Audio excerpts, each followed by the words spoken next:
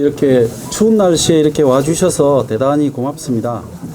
제가 이번 출마 선언 기자회견을 준비하면서 이걸 공약 중심으로 할까, 안 그러면 제가 살아온 길을 중심으로 저의 메시지를 분명하게 전할까 이렇게 고민을 했습니다. 그래서 제가 내린 결론은 앞으로 기자회견을 많이 할 거니까 제가 드리고 싶은 메시지 중심으로 하고 공약은 한두 가지 정도로 압축해서 말씀드리는 것으로 그렇게 정리를 했습니다.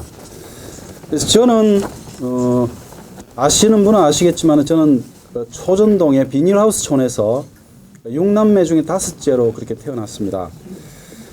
공부시키느라 지금은 땅 다 팔았고요. 한마디기 남은 거는 이제 큰형님이 거기서 공직자 퇴직 후에 지금 농사를 지으면서 사시고 있습니다. 그 농작물들은 형제들에게 다 나누어 주면서 그렇게 지내고 있습니다. 그걸 팔아서 생계를 하려면은 아마 살기 힘들 정도로 농산물 값은 별로 좋지 못한 상태입니다. 교육열이 높은 우리 부모님 덕분에 그래도 큰 누나를 제외하고는 대부분 다 악착같이 공부를 해서 대학 교수도 하고 기자도 하고 또 선생님도 하고 해서 대부분 월급쟁이로 그렇게 살고 있습니다.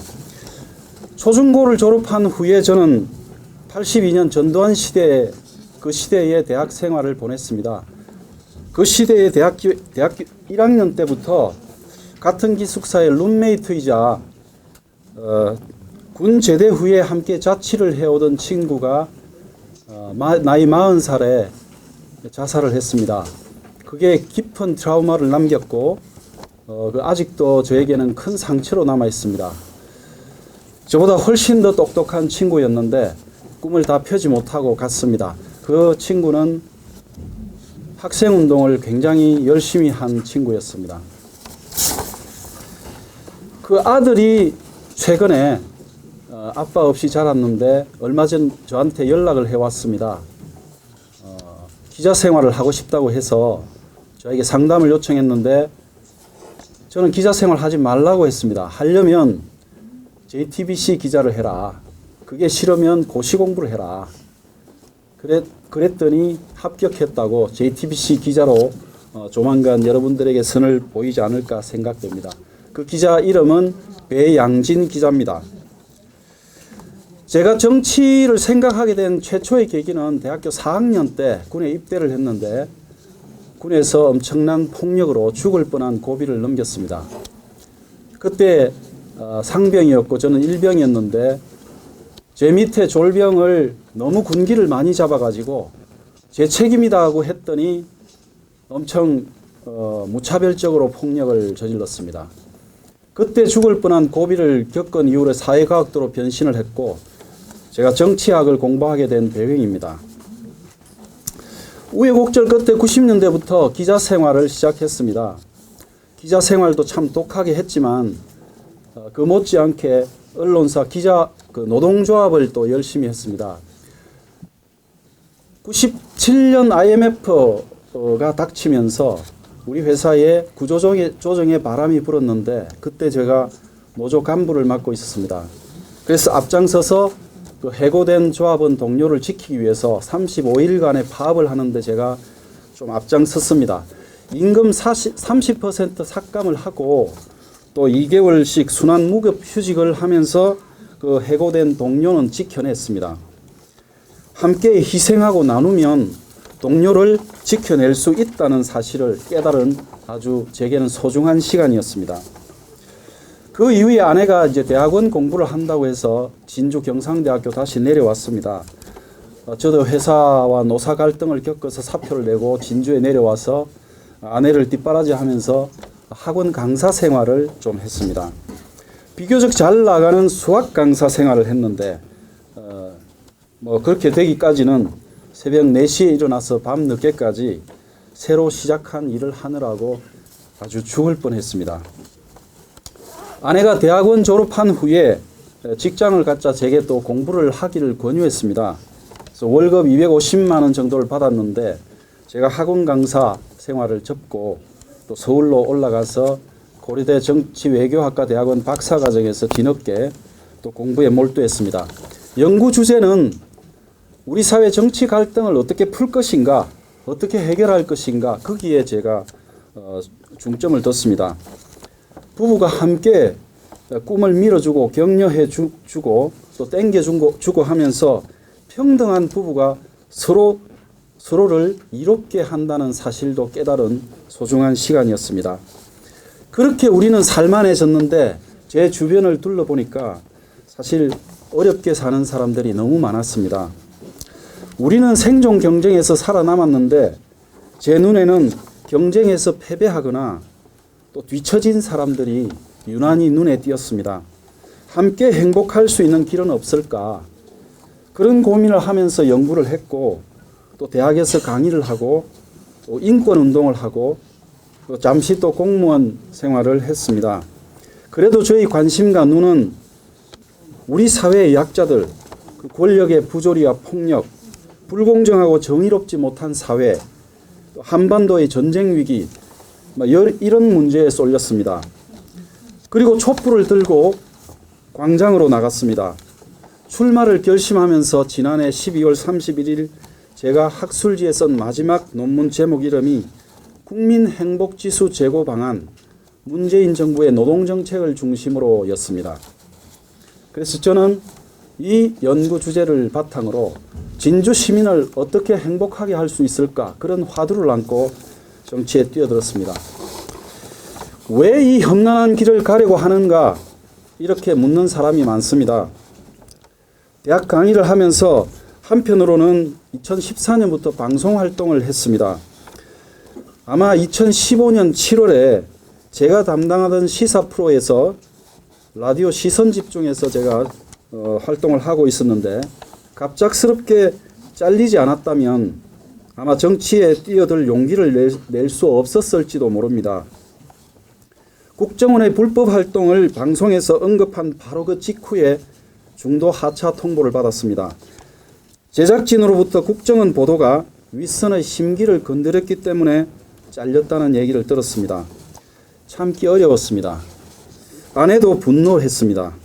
정권에 대한 분노를 부부가 함께한 거의 유일한 체험이었습니다.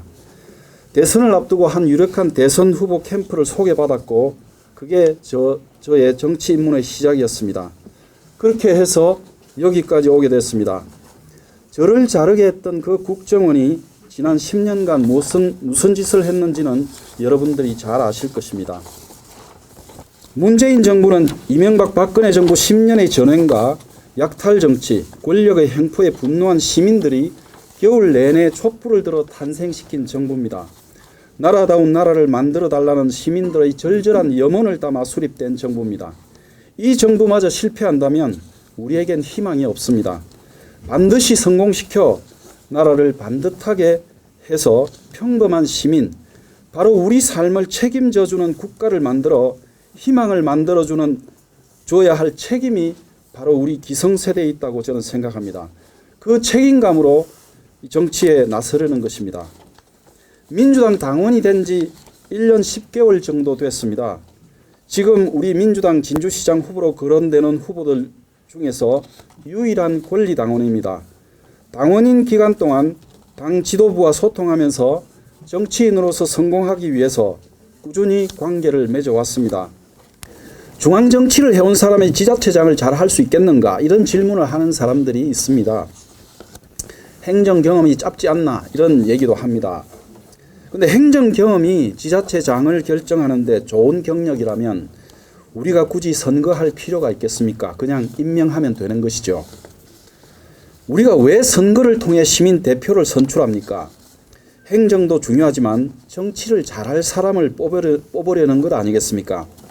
그것도 국민, 시민이 주인인 민주주의를 잘하기 위해서인 것 아니겠습니까? 정치를 잘하는 사람이 누구라고 보십니까? 공자께서는 정치는 바른 것이라고 했습니다. 옳고 그런 것을 잘 구별하는 사람이 중요하다고 저는 생각합니다. 그걸 잘 못해서 지금 진주는 시민들 사이에서 불만과 갈등이 폭발하기 직전인 것으로 그렇게 알고 있습니다. 시민 주권의 자치적인 민주정부 수립, 그것이 제가 가려는 길입니다. 2500년 전 그리스 아테네라는 도시국가는 10만 명 남짓한 인구였습니다. 그럼에도 민주주의의 꽃을 피운 나라이기도 합니다. 시민권을 갖지 못한 노예를 빼면은 한 5만 정도의 도시국가에 불과했습니다. 인구 36만의 진주는 아테네보다 더 큰 작은 국가입니다. 이 작은 국가 속에서 일어나는 온갖 사회 갈등의 당사자들 얘기를 경청하고 갈등을 조율해서 잘 풀어가는 것이 지자체장이 갖춰야 할 필수적인 덕목이라고 생각합니다. 행정 경험만으로는 우리 진주가 안고 있는 현안과 사회적 갈등을 해결하고 그리고 미래 비전을 제시하고 실행하기에는 부족하다고 생각합니다. 정치를 잘해야 경제도 풀리고 진주도 발전시킬 수 있다고 봅니다. 마지막으로 진주시장 선거가 왜 중요한지 그리고 왜 뛰어드는지에 대해서 제가 말씀드리겠습니다.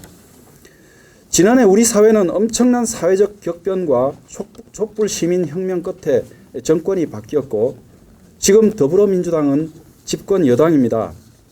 그런데 서부 경남과 대구 경북에서만 우리 민주당은 야당입니다. 박근혜 정부의 국정농단 피해는 온 국민이 겪었는데 여전히 우리 진주를 비롯한 서부 경남은 박근혜 정부 치하에서 살고 있는 그런 형국입니다. 이젠 바꿔야 합니다. 서부 경남에서 문재인 정부와 더불어민주당이 이겨야 비로소 정권 교체를 완수할 수 있습니다. 우리 국민의 행복을 위해서 문재인 정부의 성공을 앞장서서 실행하는 것, 그것이 서부 경남에서의 정권 교체라고 믿으면서 공정, 정의, 평화의 가치를 앞장서 실행하는 것, 그것이 바로 제가 이번 진주시장 선거에 나선 첫 번째 이유입니다. 서부 경남의 중심지 진주에서부터 참신한 후보, 이론과 실전이 겸비된 후보, 이 갈상돈이 바람을 일으켜서 서부권 전역으로 민주당 세력을 확산시키고 서부 경남권 전역에 우리 민주당이 절반 이상은 당선시켜서 정치적 주도권을 쥐도록 사력을 다하겠습니다. 갈상돈이 살아온 인생은 우리 더불어민주당이 걸어온 정당의 역사와 정체성에 가장 잘 부합한다고 봅니다. 시민 여러분과 함께 울고 웃고 더불어 함께 살아가는 공동체를 만들어가는데 최일선에 서겠습니다.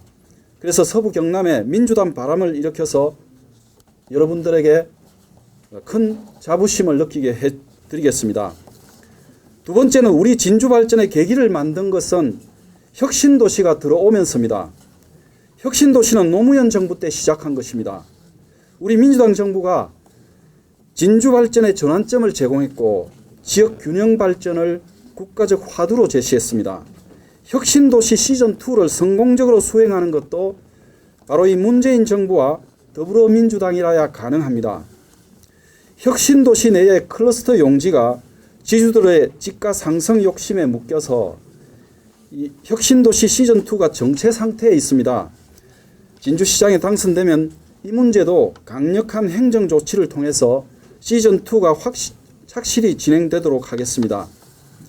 이 혁신도시 시즌2는 제가 드리는 공약 중에서 중요한 공약의 하나인데 현재 혁신도시 주변의 교육시설이나 숲 조성, 또 문화공간 조성, 또 신규 도시 첨단 산업단지 지정 등과 함께 다른 한편으로는 상대적으로 쇠락하고 있는 상봉동이나 복내동, 만경동, 인사동 이런 구도심의 도시 재생 사업을 연계시켜서 역사문화도시 진주의 면모를 갖추도록 하는 것입니다.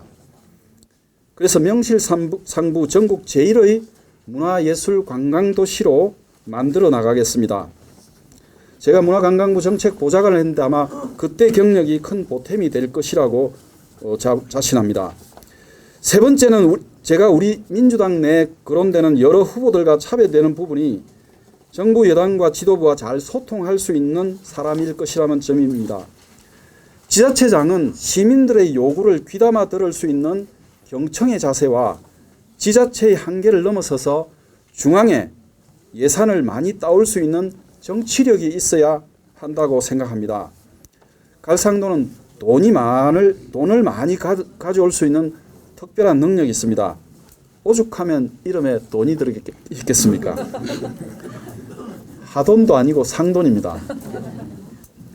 문재인 대통령 후보 정책특보란 직함이 그냥 이름뿐인지 아니면 막강한 정치력을 가진 든든하고 비중 있는 정치 신인인지는 여러분이 앞으로 지켜보시면 아시게 될 것입니다. 제가 진주시장이 된다면 저는 진주 시민들의 자긍심과 자부심을 높이기 위해서 겸손한 마음으로 최선을 다해 시민 여러분을 섬길 것입니다. 그동안 우리 진주 시민 여러분들이 우리 지역의 시장, 국회의원들로 인해서 어떤 자긍심과 자부심을 갖고 살았는지 저는 잘 모르겠습니다. 불의에 한거하고 국난이 일어나면 죽음을 각오하고 힘을 합쳐 외적을 막아낸 찬란한 진주대첩의 역사, 그 자랑스러운 역사를 가진 진주 시민의 자부심을 더높이는데 우리 더불어민주당 그리고 저 갈상돈이 시민 여러분들과 함께 하겠습니다.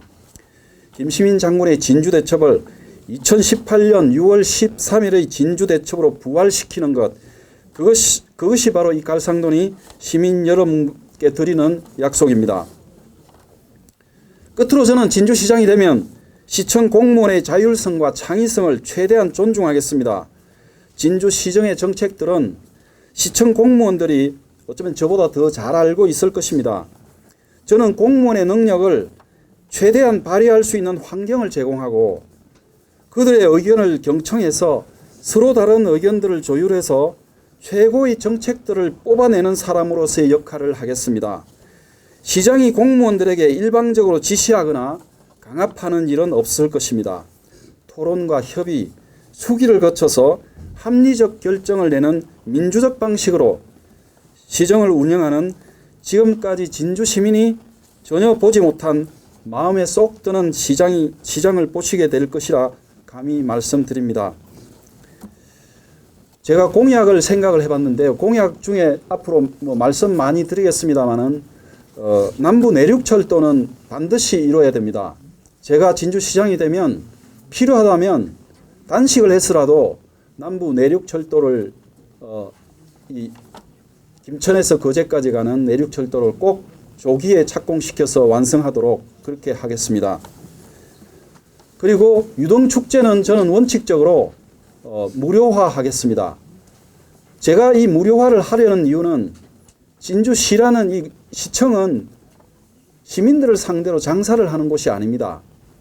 돈을 몇 푼 쓰더라도 시민 여러분들이 많이 찾아와서 300만, 400만, 500만 시민 여러분들이 많이 찾아와서 시장 곳곳을 돌면서 장사가 잘 되게 해주고 그래서 이 진주시의 경제를 살려주는 것이 오히려 더 큰 이익이라고 저는 생각합니다. 그런 것을 위해서라면 유동축제는 원칙적으로 무료화해야 한다고 저는 생각합니다. 필요하다면 예컨대 공연을 유치한다든지 이런 거에는 유료화를 할 수도 있을 것이라고 생각을 합니다. 끝으로 갈상돈 세 글자로 삼행시를 읊으면서 끝을 내겠습니다. 여러분들께서 갈상돈 세자를 운을 띄워주시면 제가 삼행시를 읊겠습니다.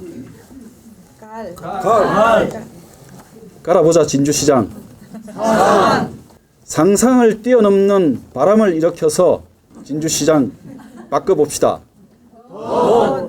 돈도 좋지만 사람 중심의 인간다운 사회, 그런 사회를 우리 진주에서 꼭 건설합시다. 이상입니다.